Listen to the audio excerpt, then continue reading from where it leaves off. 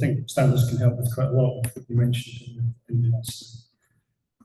We are running a bit ahead of time, so does anyone have any immediate questions for Sandra?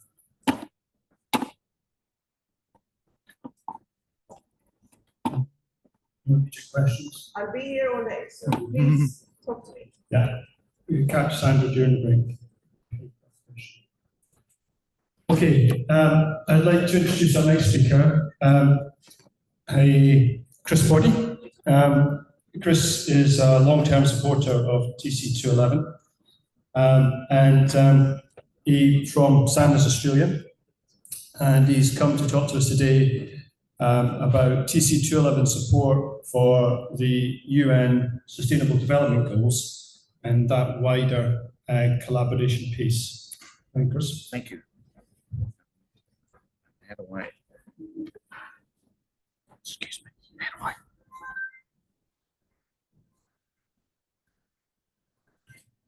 Good morning, everyone. As Alan has introduced, my name is Chris Body from Australia, and I've been coming to these types of meetings for the last 20 odd years, so thank you.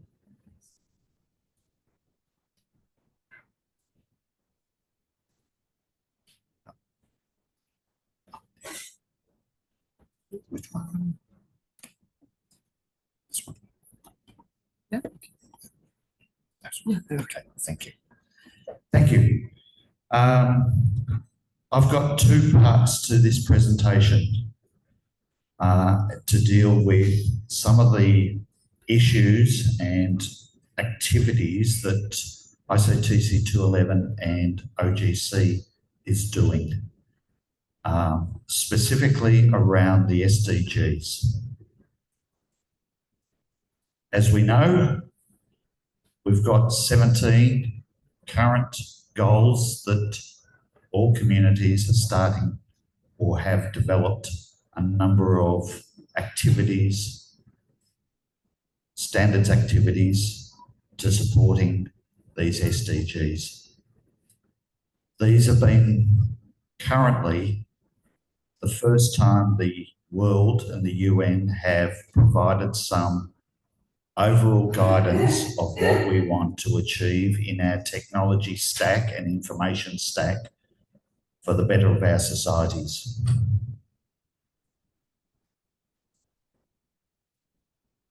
On that, ISO has provided some guidance and some initiatives that they're doing to assisting us as a community to promote sustainable practices, driving innovations and efficiencies, and enhancing our global collaboration. We see here today where this global collaboration can lead to.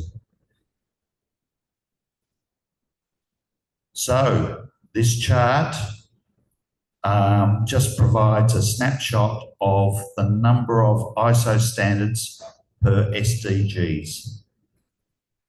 And you can see there are a few skyscrapers. Not many, but a few. And I'm pleased to say that the geographic information goes from goal 1 to 16. So we cover just about all of them.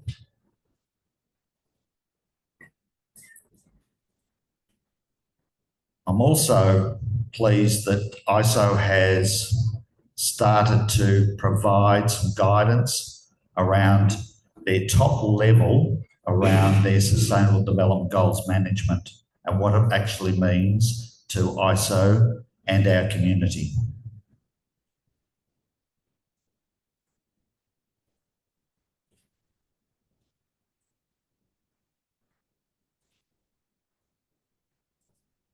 So I'll go from high level down to some of the work that ISO, TC211 and OGC are doing in relationship to the land administration domain model. And I've taken 3 of these goals that I think that LADM fits into this work. Certainly, the most obvious one is around the sustainable cities and communities. Secondly, the one is around industry, innovation and infrastructure, which was the tallest pillar. And then there's life on land.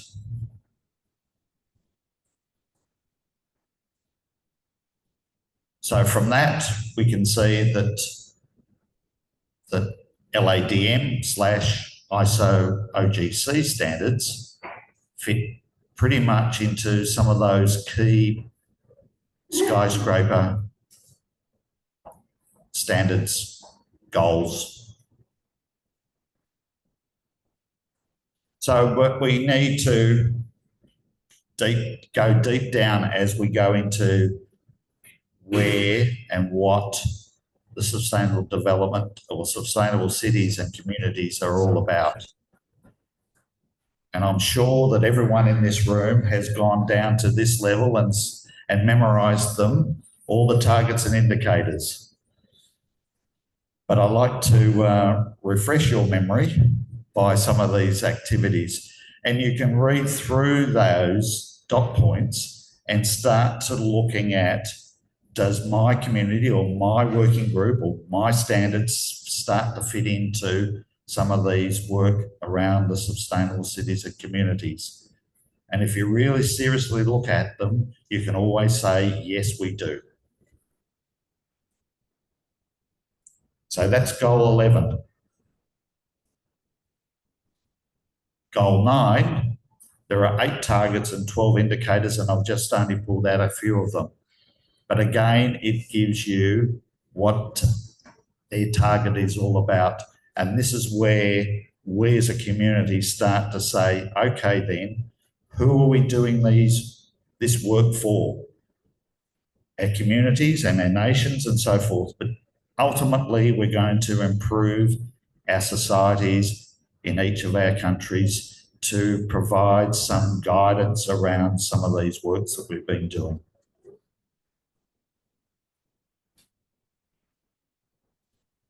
And life on land, it's got 12 targets and 14 indicators, and I've just only pulled out 2 of them that seems to be relevant to our environment.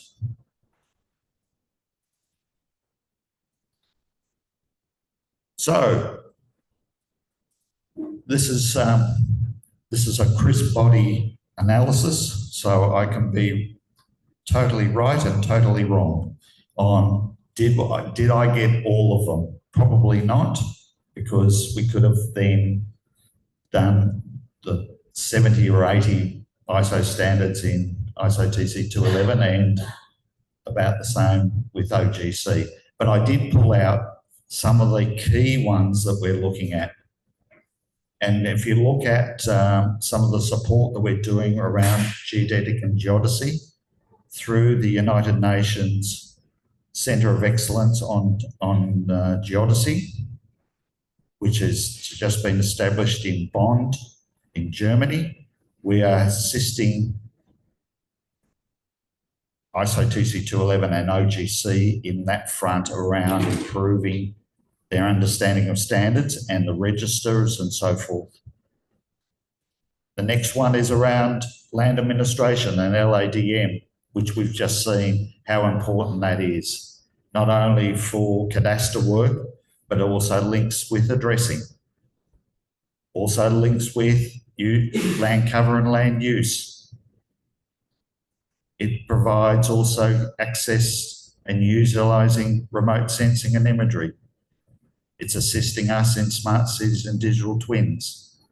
It's also assisting us in underground utilities, and also assisting us in this important age of looking at land and sea integration. On the other side is also agriculture and big data. These are the big themes that we as a community are starting to engage in. So on the left-hand side, that's specifically around what we've been doing and our knowledge and our fundamental why we're doing it. But also we now we're encouraged, and I think we have to engage in a lot of other areas like agriculture, data cubes, blockchain, the metaverse, and down the bottom, AI and ML. It will take us some coordination and collaboration to succeed in improving spatial information in those areas. So I've got a couple more pictures around the environment, integrating land and sea, cities, traffic, urban areas, addressing buildings, how high they are, 3D, transportation nodes. We're all doing this work.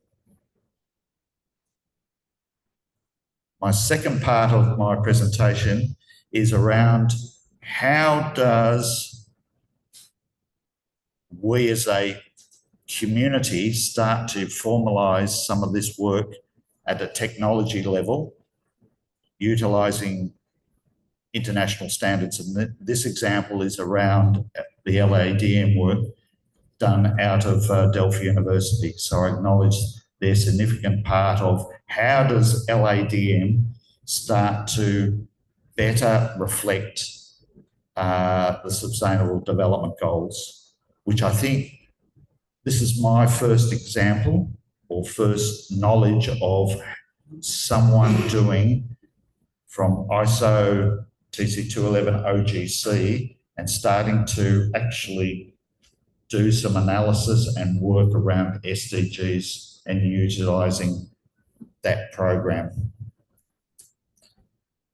On this example, we've got no poverty, zero hunger, gender equity, and sustainable cities and communities, and climate action and life on land. So under this example from Delphi University, utilising LADM, they have pulled out those examples. But as I said, we can look at greater ones or more of those goals. But this one, they've pulled out the first one, goal 1. And how do the key challenges to monitor SDGs within your country utilising these standards or this particular standard?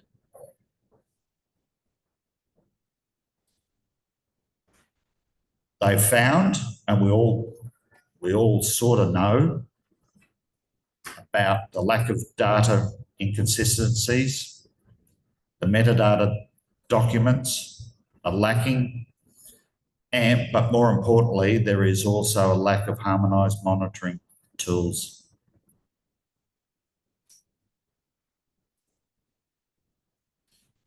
So they've looked at specifically around land administration and what it brings to this goal, noting about the indicators and so forth and where it is at, and formalising some of the relationships using LADM. So they had a formalised approach around how they would like to progress this through a number of programs about the conceptual model and the physical model, and how does that then relate to the SDGs as those key indicators.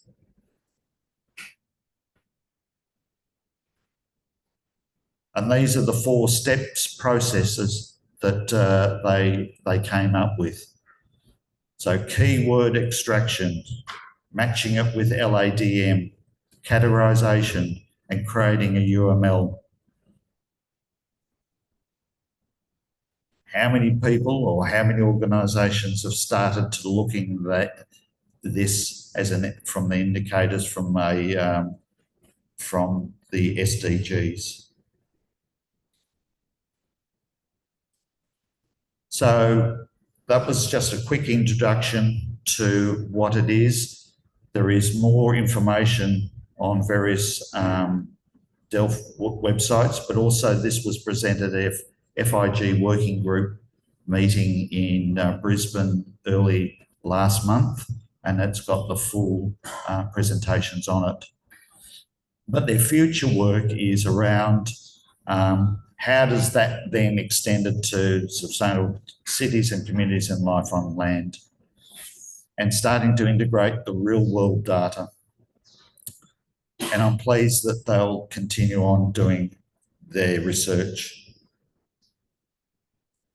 So finally, I'm going to say thank you to the Mirror Group of China for TC 211 and the Standardization Administration of China for being invited to these cities while I've been part of the standards groups. I've been fortunate to be part of ISO TC 211, but I've also been part of the working group of JTC 1's working group 11 on smart cities, and also the UNGGIM. So thank you very much, China, for your hospitality and being able to visit your country on multiple occasions. So thank you.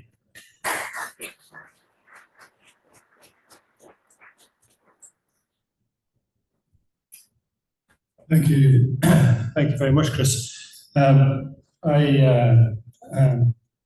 Chris's presentation on the UN SDGs is quite a complex area, but as he was highlighting, there are a lot of work that you're already doing at the moment that actually fulfills some of those requirements.